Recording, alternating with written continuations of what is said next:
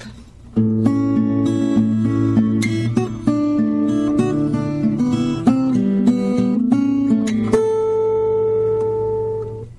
to the 98th installment of Ear to the Ground, the Land Stewardship Project's audio podcast on family farming, sustainable agriculture, local food systems, and local democracy. I'm Brian DeVore of the Land Stewardship Project. During the past several years, Monsanto's Roundup herbicide has become one of the most popular weed killers in the world. Most of that success is due to the fact that Monsanto has genetically engineered crops, such as corn and soybeans, that resist being killed by Roundup. That means when Roundup-ready crop fields are sprayed with the herbicide, the crops survive, but weeds die. One argument in favor of Roundup is that it's safer for the environment than many other types of herbicides. That's because Roundup's main component is glyphosate, a broad-spectrum herbicide that supposedly dissipates relatively quickly in the environment, reducing its ability to cause long-term problems. But Don Huber has thrown a monkey wrench into this mindset. Huber, a Purdue University emeritus professor of plant pathology, has recently been creating minor waves in the Corn Belt by highlighting glyphosate's ability to make the growing environment for plants an unhealthy one.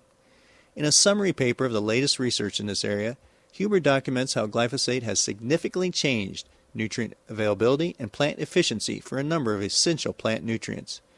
Huber and other researchers are concerned that the soil's ability to produce healthy crops in the long term is being compromised by years of glyphosate use. If this is indeed true, it would turn everything we've been told about the Roundup-ready weed control system on its head. In early 2011, Huber wrote 2 letters to U.S. Secretary of Agriculture Tom Vilsack outlining what he saw as a quote-unquote emergency situation concerning the use of glyphosate on crop fields. In his letters, Huber cites new research he says shows that the herbicides could be linked to not only crop diseases, but health issues in livestock, among other problems. Huber is not opposed to agrochemicals. He simply argues that glyphosate has been a very effective farming tool that has been overused and abused. Increasing its use with the approval of more Roundup-ready crops like alfalfa should be treated with great caution, says the scientist.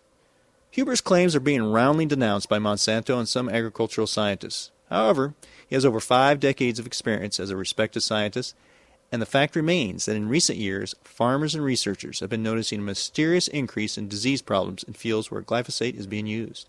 On March 24, 2011, Huber spoke before a group of farmers and scientists at a forum in Creighton, Nebraska. Land Stewardship Project staff members Richard Ness and Julia Ehlers-Ness recorded the professor's presentation. Beginning with this episode, we are presenting his remarks in a series of 5 podcasts. In this first installment, Huber provides some background on soil chemistry, plant nutrition, and glyphosate. Need to recognize just off at the start, as farmers, you're running a factory that's really storing energy.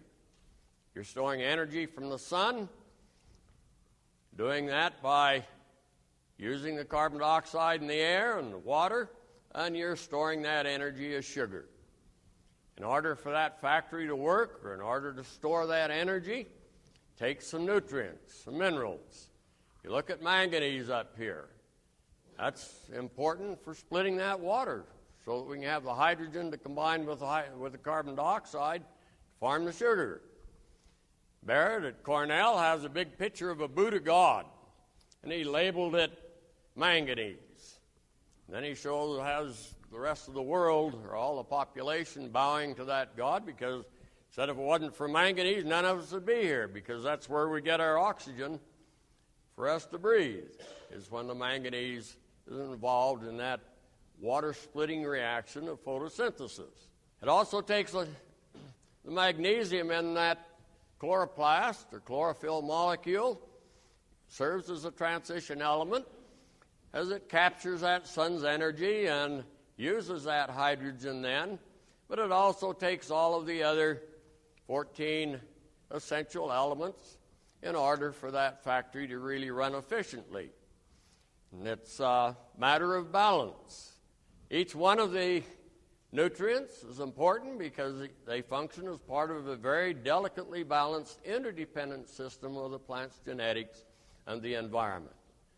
And so if you're out of balance, it's not going to run as efficiently. You can run on your pickup on a flat tire for a little while, or a low tire. It's not going to be as efficient.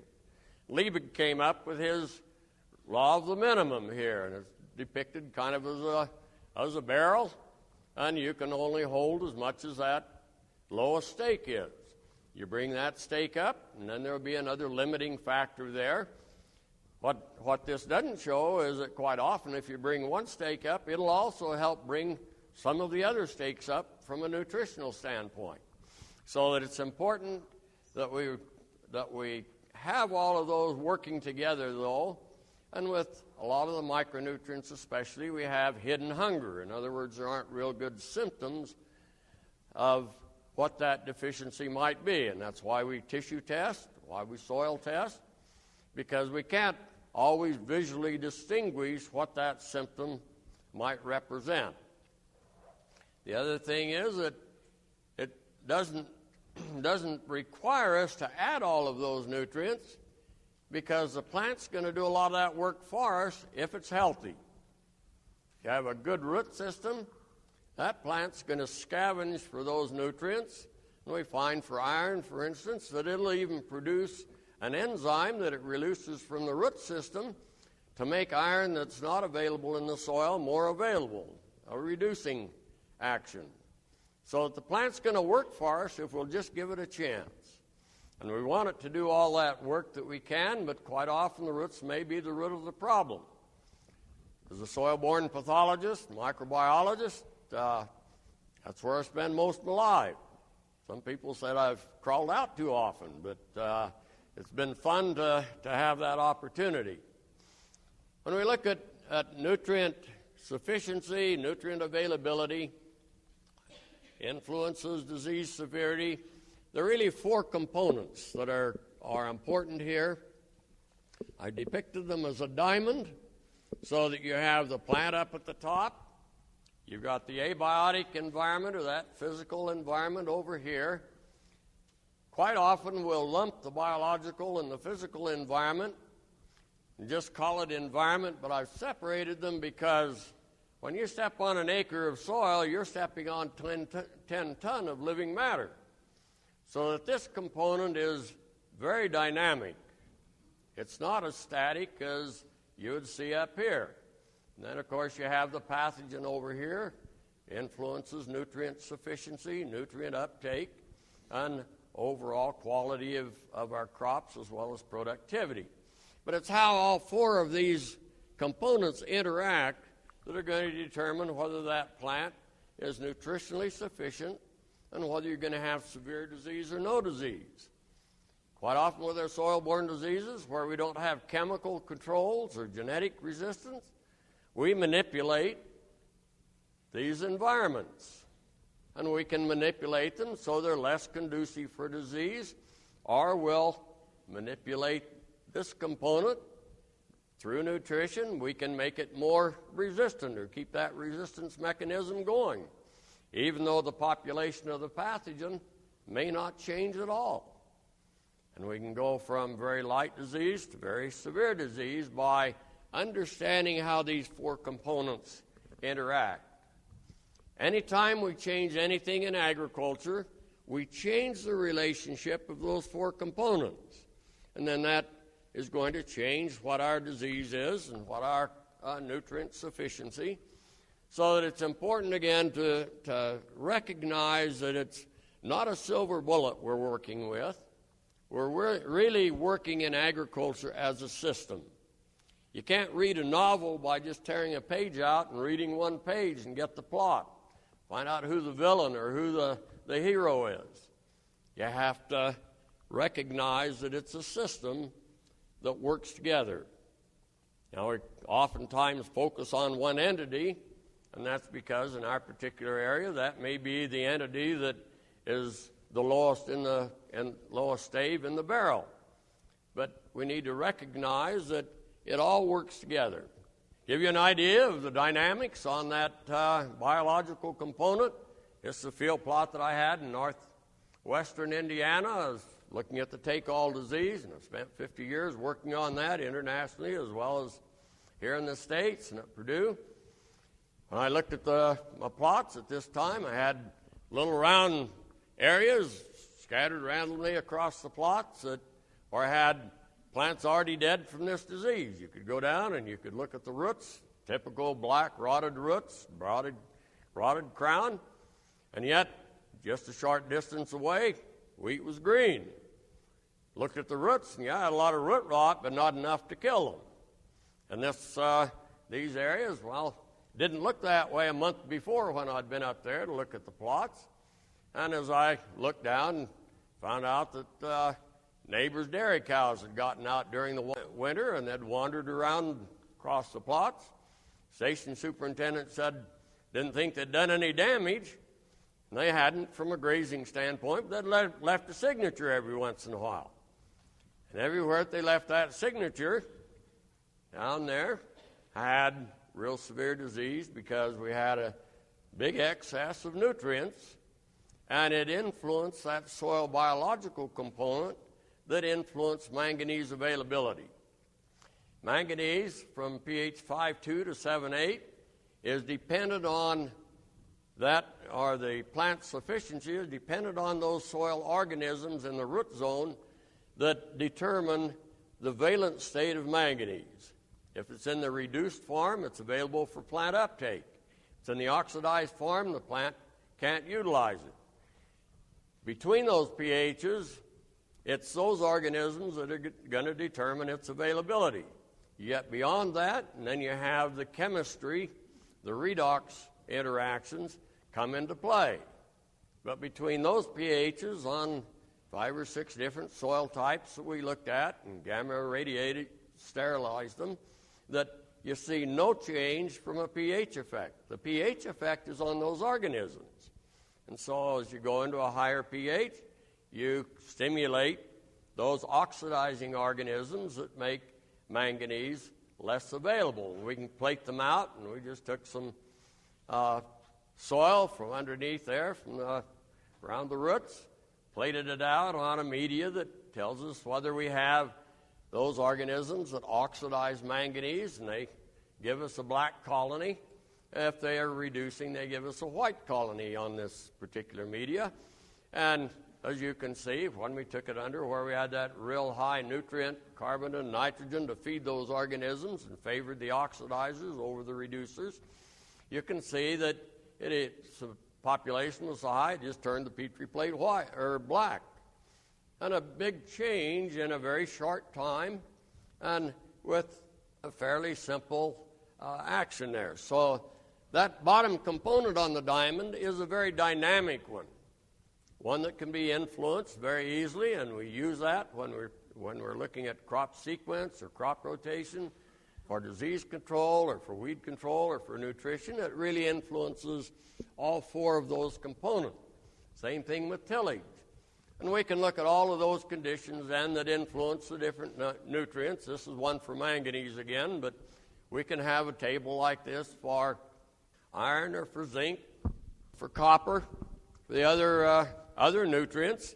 But in this situation, we have a series of diseases. You have potato scab or eye splash, take all, cornstalk rot, Phytophthora root rot, verticillium wilt, a number of other diseases that are very dynamically influenced by the availability of manganese. And we see that all of those conditions here that increase the availability of manganese decrease the severity of these diseases.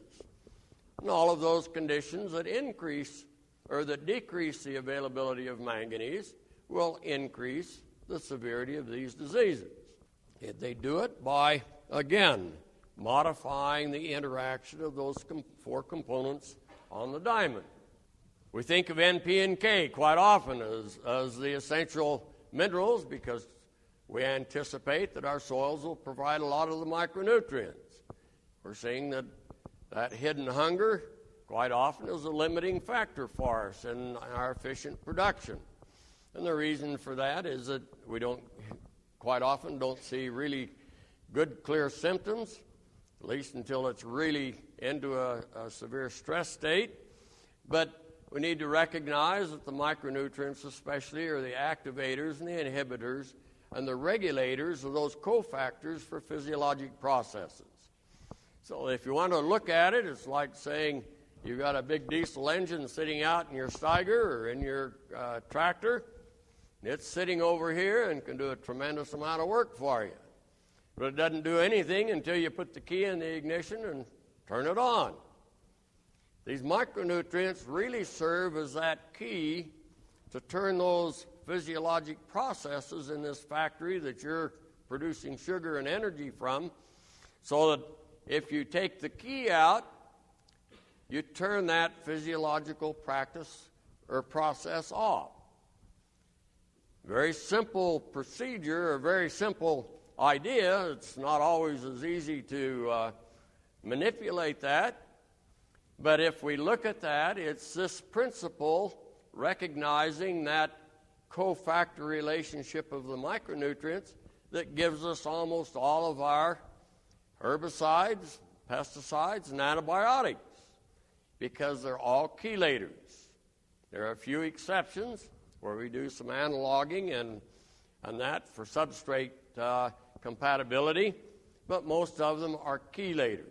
Now, we use chelators in agriculture, EDTA, and a lot of the sugars lose citric acid, and a lot of those things as chelators to increase solubility of our nutrients or to increase their movement across cell membranes and that.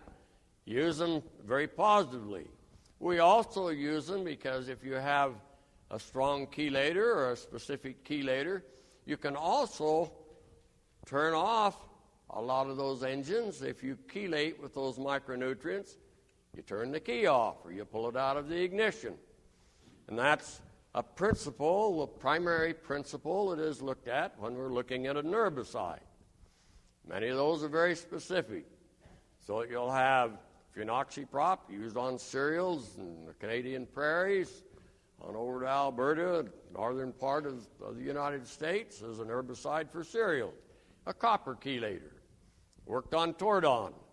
Very good specific copper chelator, but it has some specificity for broadleaves. Doesn't do anything to the cereals. You can use it on your pastures. Those enzymes that require copper in the cereals are still able to use it in a chelated relationship. So your cereals, your pasture looks like it's just been fertilized with nitrogen when you use Tordon. But we also put a limit on how much could be used. Initial registration, it couldn't be used on more than 20% of the potential acreage because we knew that it took 4 or 5 years for it to be fully degraded.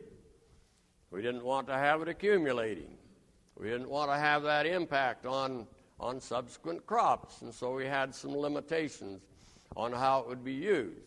Again, its mode of action is essentially to take that key out of the ignition for very specific physiologic processes.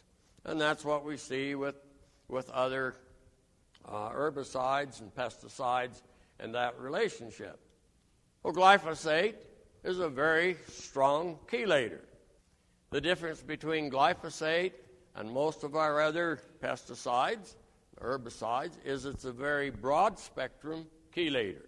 Most of them that we have will target a primary mechanism or primary physiologic pathway so that if you turn it off, the plant dies. With glyphosate, when it chelates, and it chelates across the board, it's not a complete chelation or a complete immobilization of all of those nutrients, so that you have a primary effect on a secondary metabolism rather than primary. So glyphosate itself doesn't kill the plant. You can't kill a plant with glyphosate in sterile soil. What you do is you shut down the defense mechanism of the plant so it becomes very susceptible then to those soil-borne pathogens that are just waiting for a free lunch. And it's really those organisms, as I'll show you, that are the herbicidal mode of action. But glyphosate's a very strong chelator. Patented in 1964 by Stauffer Chemical Company as a chelator, metal chelator. Very broad spectrum, group of compounds that were patented with it. Again, they're all very broad chelators, so they'll chelate any positively charged metal ion. Well, that's calcium, magnesium, iron, manganese, cobalt, nickel, zinc. All of those essential mineral nutrients are all chelated. Different chelation stability constants for glyphosate with the different nutrients. And you'll see that these are in logs, so that as you go down here, you can see that this would be 100 times greater chelating stability constant for manganese and calcium or magnesium. And you see as you go on down, here's Fe3. You're out here a number of decimal points as far as its affinity for iron. Very strong chelating ability to immobilize that particular nutrient, even more than manganese. But it also chelates in the spray tank. Well, what do you have in your water that you're going to protect? That's primarily calcium and magnesium. You might have some iron. Well, if you chelate it in the tank, it's not going to be able to chelate in the plant and turn those physiologic processes off that you want to increase disease susceptibility for disease control. So that if it chelates in the tank, and you can see that, glyphosate's been a very tremendous tool for us, very excellent weed control. But if you add some zinc or the micronutrients or just have good hard water, chelates in the tank, and it's already chelated, and it can't chelate in the plant then to give you that herbicidal activity that we're looking for. Now, I left this plot because a grad student wanted to see if it was just a delayed reaction. I only left one rep because if you've got a lot of giant ragweed in there, you find out why you really have to have a GPS unit on your combine. Because that's the only way you'll be able to find it if you got that kind of weed pressure. And it's not a delayed effect. It continues right on through. Glyphosate also chelates in the plant. We see that by the flashing symptom. You've turned off some of those physiologic processes by chelating those nutrients. So that the length of that flashing period is going to be determined by how quickly the plant can recover the nutrients that it's lost physiologically in that chelating process. So if you're on a really rich soil, you may see very little flashing. Geronimy Farm, it took 7 or 8 years before we started seeing flashing. One of the best soils in the state. Up at Penny Purdue, on those Kankakee River Valley soils, where manganese availability is really short, that flashing period may last 8 to 10 days because it's dependent on recovering those nutrients. Now, the nutrients are still in the tissue, but they're not physiologically available to keep that engine running. Has to be replaced. It also chelates in the soil. That's why they say you put it on the soil and poof, and it's gone. Well, as the French Supreme Court ruled, it's not gone. Made them take the label, biodegradability label, off of glyphosate because said that's not the case. It's immobilized very quickly, but not necessarily degraded, so that it can accumulate for a number of years in many of our soils. Immobilized so that it's not active. And you see that it also takes time for it to be immobilized in the plant. I was looking at glyphosate with Roundup Ready beans and thought this would be a great opportunity for us to meet the micronutrient needs of a lot of our growers that weren't willing to make a separate trip across the soybean field to meet their manganese deficiency. If they had real severe symptoms, that wasn't a question. We had about 5 counties up north that we typically recommended 3 to 5 pounds of manganese every year because they always got a response. In other areas, it was more dependent on that moisture and timing of moisture and availability of the manganese that wasn't quite as apparent. So I figured with the Roundup Ready soybeans, we could go in there with a little manganese and with the glyphosate and have a win-win situation for both. We could meet the micronutrient needs and we could also have the herbicide, not have to worry about a second trip across the field. Well, it only took one experiment to show me that wasn't going to work.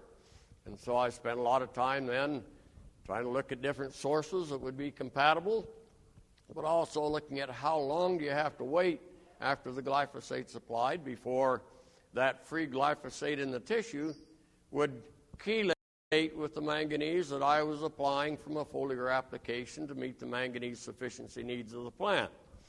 And what I found, if I put my foliar manganese out 4 days before the glyphosate at the same time, 4 days later or that, didn't have any benefit from it. It'd be taken up by the leaf, and then it'd be chelated and immobilized and just sitting there as a piece of gravel, essentially, in those tissues. I had to wait until I was at least 8 to 10 days after the glyphosate before the glyphosate would be sequestered or essentially immobilized in the plant in those root and shoot and vegetative tips, those meristematic tissues, or in your legume nodules. That's where glyphosate accumulates in the plant.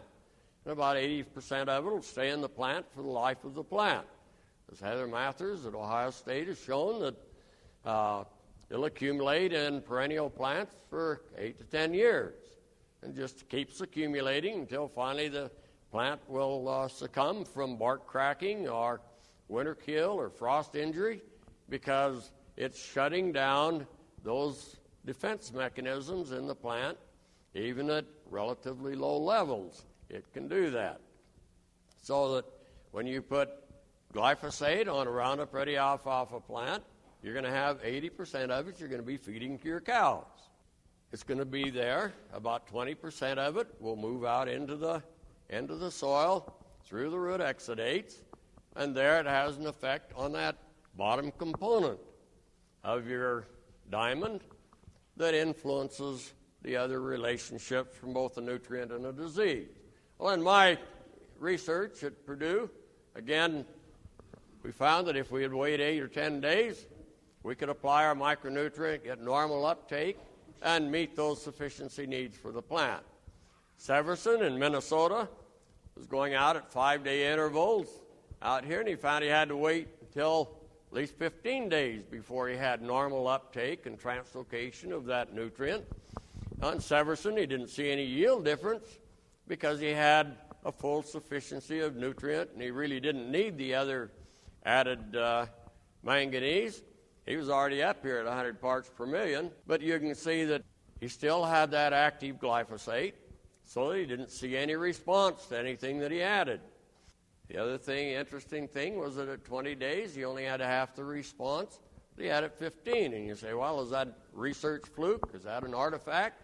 Or is that something that's real? And that's real, because at about 20 days, you'll get enough new growth that you'll have a release from some of that glyphosate that's been accumulating in those growth points, and it's again cycling in the plant enough to have an effect on your nutrient sufficiency.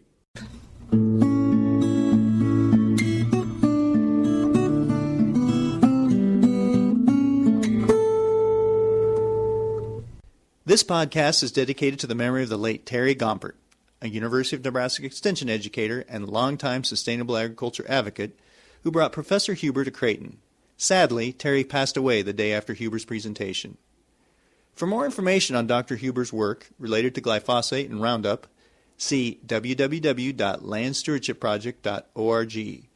Click on the blog link and search the term Don Huber. That's Huber. If you have comments or suggestions about this podcast, contact Brian DeVore at bdevore@landstewardshipproject.org, or you can call 612-722-6377. Thanks to Laura Borgendale, a Western Minnesota musician, for Ear to the Ground's theme music. And a special thank you to all of Land Stewardship Project's members who make initiatives such as this podcast possible. If you're not a member, visit landstewardshipproject.org to learn how you can support LSP. Thanks for listening.